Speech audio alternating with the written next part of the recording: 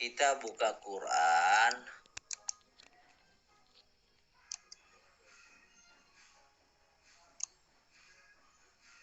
Surah 22 ya. Al-Hajj. Assalamualaikum warahmatullahi. Nampak ya di layar ya. Kelihatan. Al-Hajj ayat 52. Oke.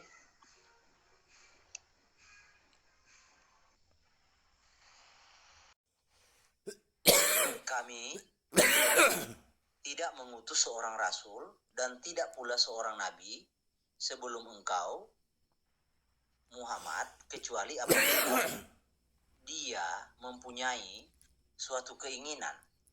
Setan pun memasukkan godaan-godaan ke dalam keinginannya. Lalu Allah menghapus. Ingat ya. Jadi setan memasukkan keinginannya itu, lalu Allah menghapus. Jadi setannya sudah berhasil ya. Lalu Allah menghapus apa yang dimasukkan. Dimasukkan artinya di sini dalam Quran. Setan itu. Kemudian Allah memantapkan ayat-ayatnya dalam hati orang-orang beriman. Allah maha mengetahui lagi maha bijaksana. Apa yang dikatakan oleh Muhammad? Muhammad mengatakan bahwa almana alata alusa itu adalah malaikat-malaikat yang maha tinggi yang bisa memberikan syafaat. Di mana itu kita bisa buka, kita baca di dalam tafsir. Pertama, kita buka tafsir. Kita buka beberapa data ya bro. Kalau mau buka semua sampai pagi nggak akan selesai, banyak datanya. Kita buka tafsir Qurtubi. Oke, surah Al-Hajj 22 ya.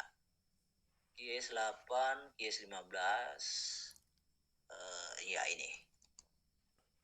Surah 22. Oke. Ini Al-Hajj. Ya, ini tafsir Qurtubi, lihat dulu sampulnya. Nih, tafsir Qurtubi jilid 12, tafsir surah Al-Hajj. Kita lihat halamannya.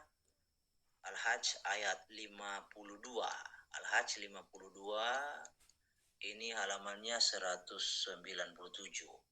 Ya. Kita buka selama 197. 197. Oke. 197. Kita gedein ya. Oke. 191. 198 lewat. Bentar. Nah, ini 197 nih. Kan? Ini bunyinya.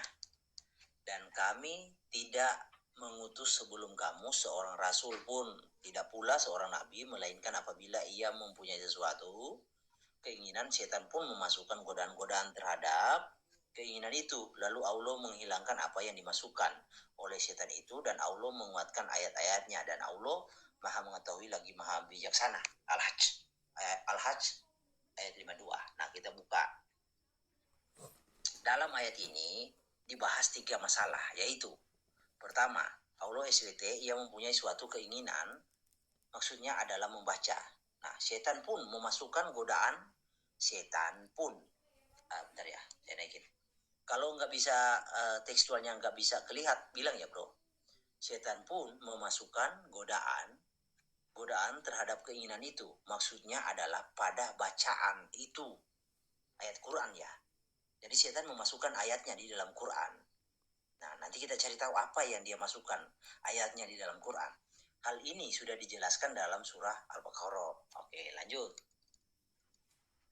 Ibnu Atiyah berkata, diriwayatkan dari Ibnu Abbas, bahwa dia membaca dengan lafaz. Ini saya nggak ngerti apa ini, tapi ada artinya.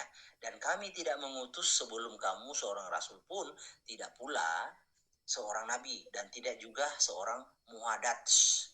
Inilah qiraah yang diriwayatkan oleh Maslama bin Al-Qasim bin Abdullah. Qiraah ini pula yang diriwayatkan oleh Sufyan dari Am bin Dinar dari Ibnu Abbas. Oke. Kita langsung ke to the point ya, karena ini panjang bro. nanti kalau bro ingin saya kirim ini to the point-nya apa yang dimasukin ya. Ntar saya lihat ya. Menurut Sufyan menceritakan lafaz kami tidak musuh Rasul, Muadas diberikan wahyu sebelum tidur, Nabi diutus dia hingga diutus menunjukkan seorang Rasul, pengutusan merupakan ilham. Oke, lanjut. Poin kedua, sebab diturunkan Asyifa. Oke. Kita langsung ke poinnya ya. Apa yang dimasukkan setan di situ? Nah, menghilangkan alasan-alasan di sini ada menghilangkan alasan-alasan yang dikemukakan setan ya. Ini sudah mulai. Nah, Laits meriwayatkan dari Yunus dari Asyuri dari Abu Bakar bin Abdurrahman bin Al-Haris bin Hisham, dia berkata Muhammad membacakan firman-Nya demi bintang ketika terbenam di dalam An-Najm ya, ayat 1. Ketika beliau sampai pada firman-Nya, maka apakah patut ya kamu hai orang musyrik menganggap Lata, Alusa dan Mana yang ketiga yang paling terkemudian sebagai anak perempuan Allah? Ini berkaitan dengan surah An-Najm. Oke, lanjut ya. Oke. Nah, beliau lupa, kemudian beliau bersabda, sesungguhnya syafaat mereka diharapkan. Nah, ini sudah mulai. Jadi syafaat mereka itu diharapkan. Mereka adalah Al-Mana, Lata, Lusa. Lalu perkataan ini diterima dan disetujui oleh orang-orang musyrik. Dan orang-orang yang di dalam hatinya terdapat penyakit hingga mereka pun merasa senang. Beliau bersabda, sesungguhnya itu berasal dari setan. Nah, dikonfirmasi. Nah, Allah SWT kemudian menurunkan ayat dan kami tidak mengutus sebelum seorang rasul pun. Nah, di sini kan kesannya kesalahan itu langsung dikonfirmasi ya, langsung diperbaiki. Tetapi kalau di dalam Sirah Nabawiyah itu ada durasi 1 tahun. Nanti kita ke Sirah Nabawiyah. Kita lanjut dulu ke pembuktiannya. Oke. Nuhus berkata, hadis diriwayatkan oleh Alais ini adalah hadis mukati. Hadis ini mengandung permasalahan yang sangat besar. Demikian pula dengan hadis Qatada. Qatada menambahkan kalimat berikut. Dalam hadis itu bunyinya, dan sesungguhnya bagi mereka benar-benar garanik. Nah, ini tentang garanik. Garanik adalah malaikat-malaikat. Jadi Al-Mana, Al-Lata, Al-Lusa itu malaikat-malaikat yang mulia. Nah, oke. Nah, sedangkan di dalam kenyataannya Al-Mana, Al-Lata, Al-Lusa itu adalah berhala. Ya, adalah patung-patung yang disembah oleh Quraisy. Nah, oke, lanjut. Nah, hadis ini lebih munakati dari hadis yang diriwayatkan oleh Qatada. Ini adalah hadis yang diturunkan Al-Waqidi. Nah, nanti di kitab Al-Waqidi, tafsir Al-Waqidi juga ada. Banyak.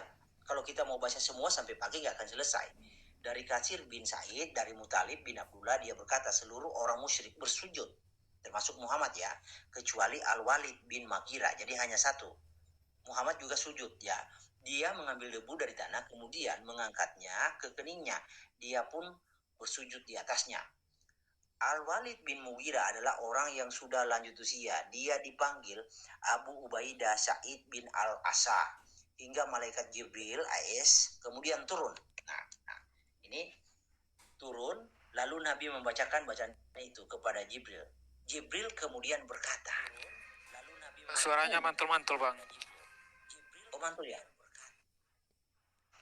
Di sini enggak Bagus. biasa. Bagus. Bagus. Suaranya bagus. Bagus Oke. sekali ya. Cuma di tempatnya Biokati yang enggak bagus. Berarti Coba diturunin terus diundang lagi. Bioka, itu device-nya. Coba diturunin terus diundang lagi. Ya. Itu device-nya. Oke ya.